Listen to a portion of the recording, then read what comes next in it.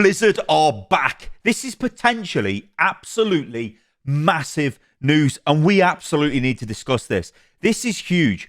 So this is an interview. Well, we're going to look at two different interviews, but the first interview is this. It's from Bloomberg. It's from Jason Schreier, obviously a world-renowned video game journalist, probably the best in the world, to be fair.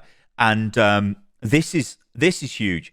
So as ever, there's links to all of this stuff in the video description, but let's just go into this because I think this is massive. So Blizzard boss is optimistic about a more independent future under Xbox. The makers of Diablo, Warcraft, and Overwatch are hopeful that the new regime from Microsoft will restore the studio's sense of autonomy. Now, obviously, remember, for years and years and years and years, we've been sort of pining for the years where Blizzard were autonomous. Now, you have to remember, Blizzard have had a multitude of different owners, but I think Vivendi were quite hands-off with Blizzard. Now, Vivendi are a massive French media conglomerate. However, they were quite hands-off with Blizzard and sort of let them get on with their own thing. And that's where all of the great games from Blizzard came from. That's the World of Warcraft era, the Starcraft 2 era. Even Starcraft, I think, was part of that era. Obviously, the Overwatch era and all of that. So we, as fans, pine after that stuff because we see that as like an independent Blizzard, and that's what we want to see again. And of course, for a number of years, we've seen Activision Blizzard control Blizzard's output. Sort of, you know, the Blizzard devs and the game teams are sort of under the yoke of Activision Blizzard.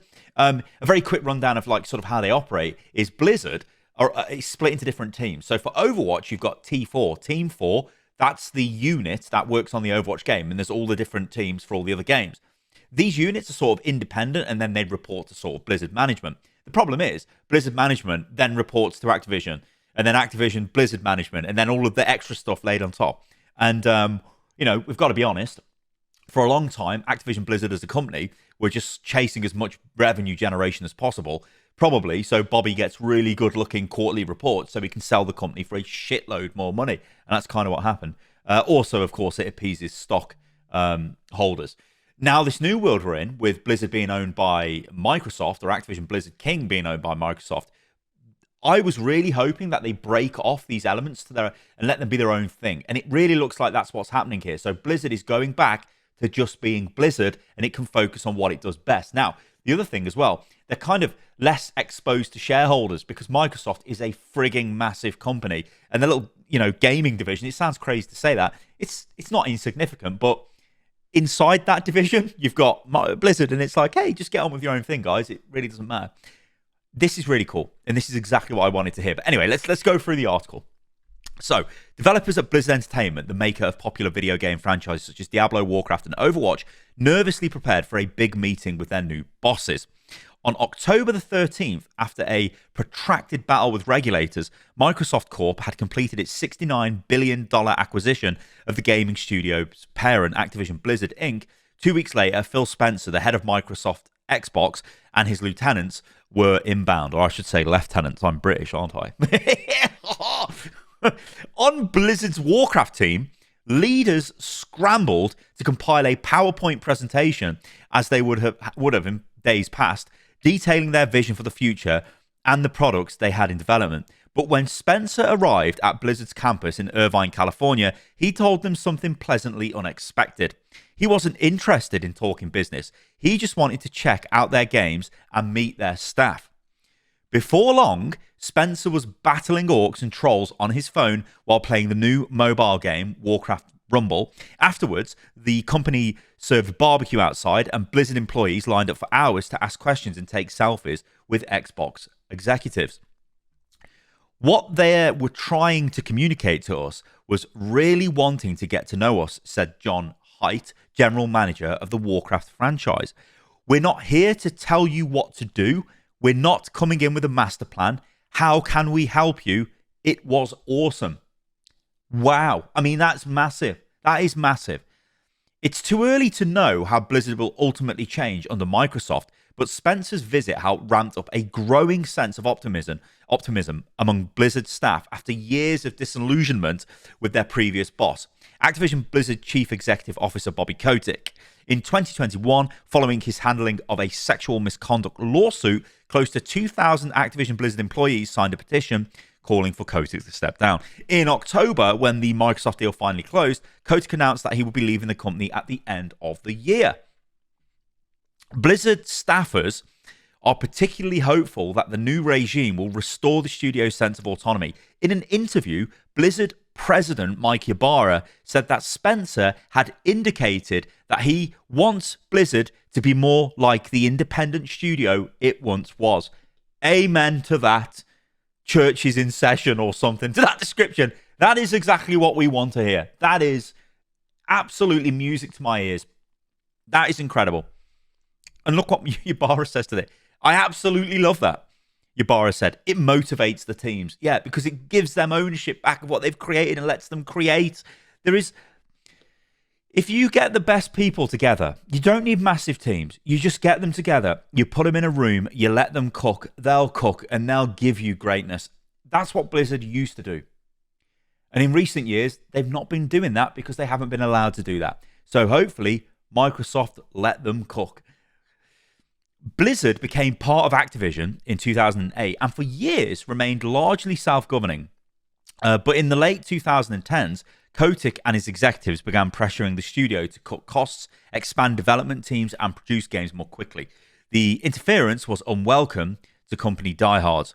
In 2018, the Blizzard co-founder and CEO Mike Morhaime stepped down. Many other veterans followed. So decent timeline there. And I think just to clarify what I said at the top of the video with like an Overwatch being this sort of product of free Blizzard. Titan was in development for a long, long time. But I guess the way I reason that in my head is sort of like 2016 is now 7.5 years ago. And that's a long time ago. And as the years rolled on and on and on, slowly but surely Activision Blizzard started putting its claws into the game. You know, you got to remember, Overwatch used to have loot boxes are terrible, but it used to have a really, probably the best loot box system in the industry. It was very generous for what it gave you.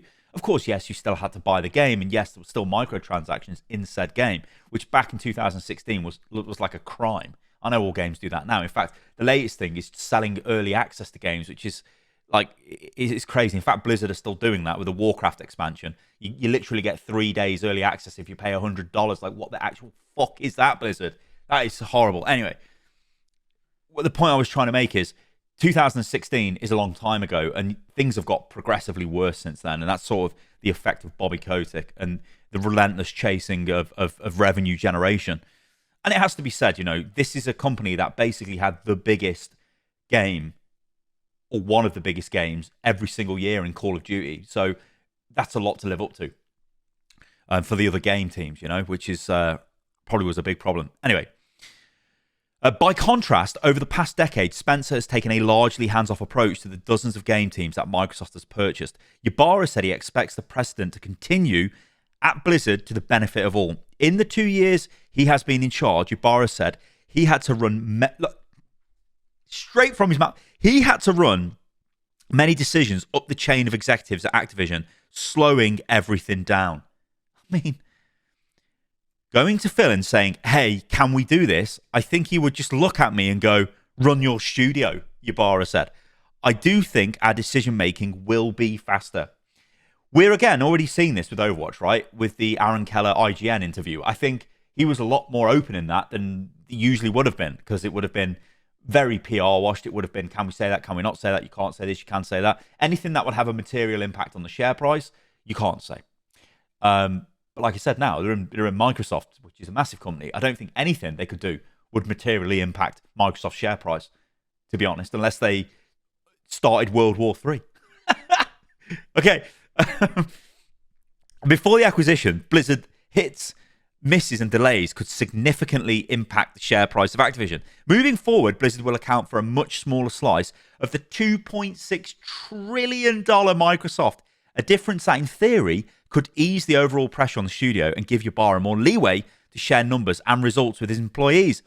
Those kind of changes, I think, are going to increase transparency in an awesome way. And again, we've seen this already with Aaron Keller talking about transparency.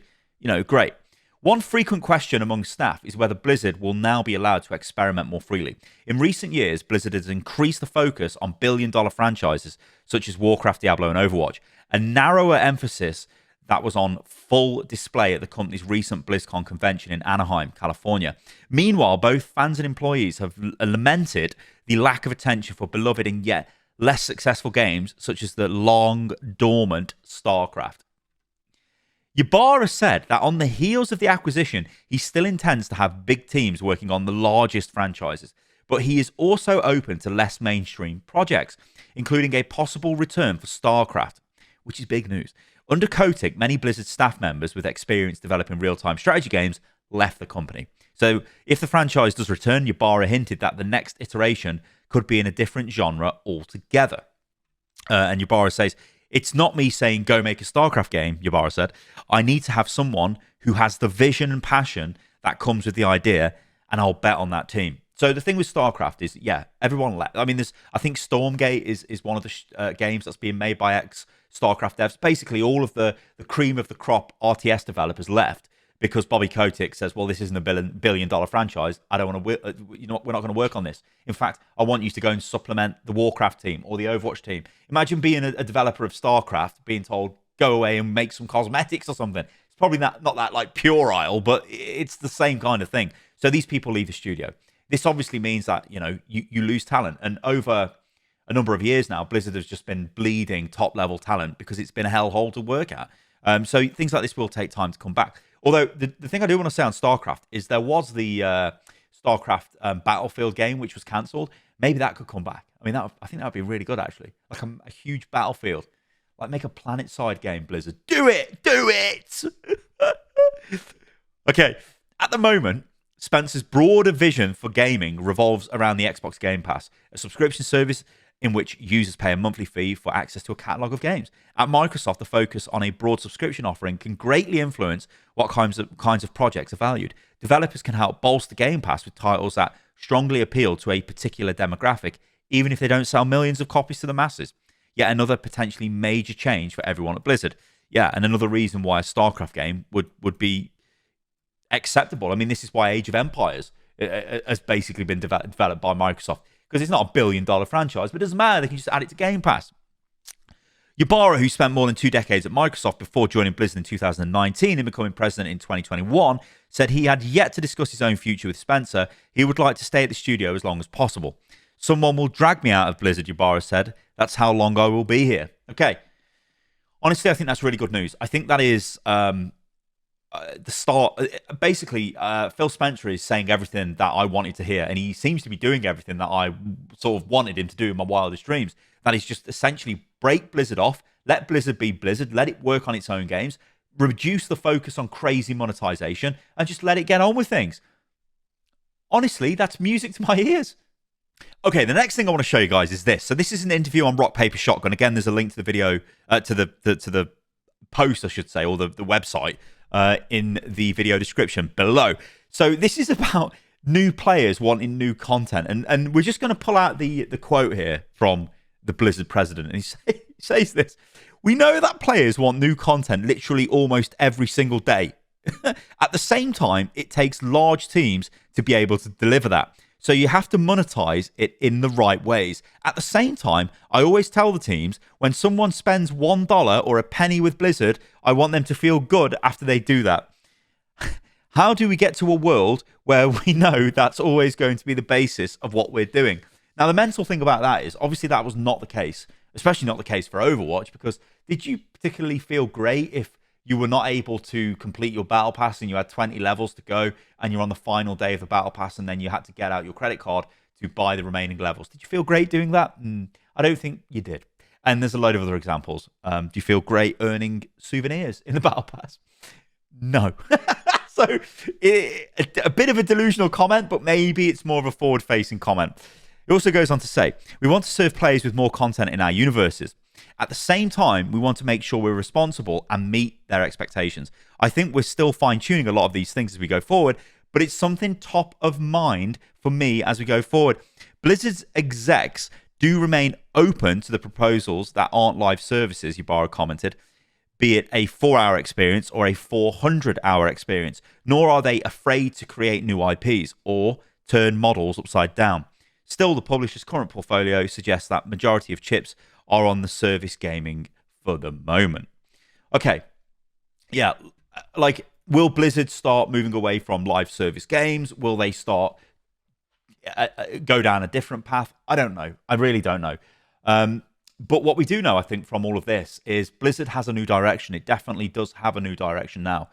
It seems to be it's going to go down the path of more of an independent Blizzard. It's not an independent studio, don't get me wrong, but it's a studio that seems to be able to govern itself and will have less pressures. I think a lot of the team leads at Blizzard are probably super excited because they probably won't have to spend hours and hours reporting things to various managers who then get back to them and say, you can't do that, or we need to see what you're doing with this, or as was very famous with Bobby Kotick, forcing Overwatch League production onto the team when they were trying to work on something else, or even coming at the team and going, right, make Overwatch free to play, which they did, and then saying, no, I don't want it free to play anymore. So they reverted it, and then they had to regurgitate a year down the line. Just crazy, crazy stuff. And hopefully that's not going to happen. So we should get happier teams, better content, better games. Hopefully we start getting new games. I want to see more Overwatch games in the Overwatch universe. Give me Blizzard. I want to see a new Starcraft game. Give it me Blizzard, you animals. And I think I'm quite happy after reading that. Okay, thank you everyone for watching and listening to the video. And if you did enjoy it, drop me a juicy like and subscribe to the channel if you don't mind as well. Helps a ton. And I'll catch you lovely lot on the next one. See you soon.